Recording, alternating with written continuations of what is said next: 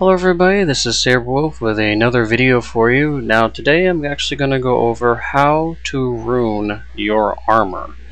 This is something that a lot of people actually overlook and could affect how much money they spend on their armors. I'm going to give you some tips on how to better manage your armor layout, and will actually help save you some gold in the long run.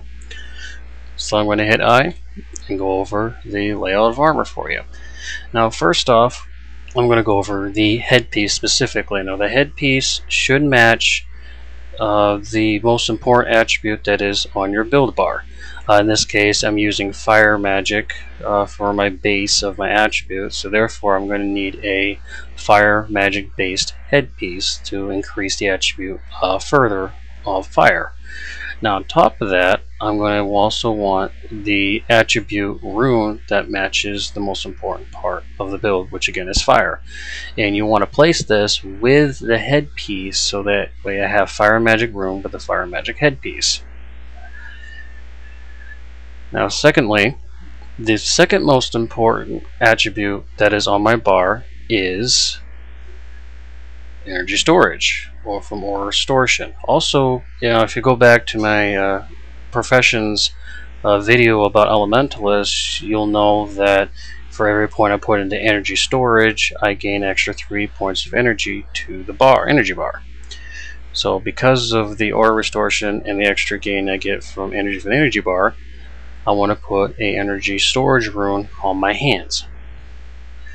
Now, the reason why I want to put the attribute runes on my head and hands, that if I want to change builds to an ice and air magic based, all I have to do is change out the head portion and the hand portion of my armors, and I now have my runes matching to the build I'm going to be running. The head and the hands portions of the armor is generally the cheapest portions of the armor to make. Now, the entire set of armor does cost 1k, 5k, 10k, 15k per portion.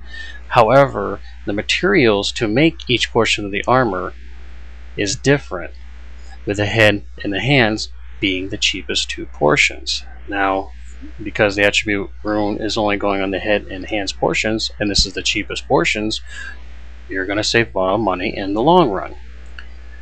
Now, to reflect on that, the chest portion is the most expensive portion of the armor. So in this section of the armor, I always put my vigor rune on this armor. Now vigor runes, especially your superior vigor runes, which are plus 50, normally cost about 10k piece. So because the chest portion is the most expensive part, and you're probably not going to replace it very much, you want to put the vigor rune on your chest portion of your armor.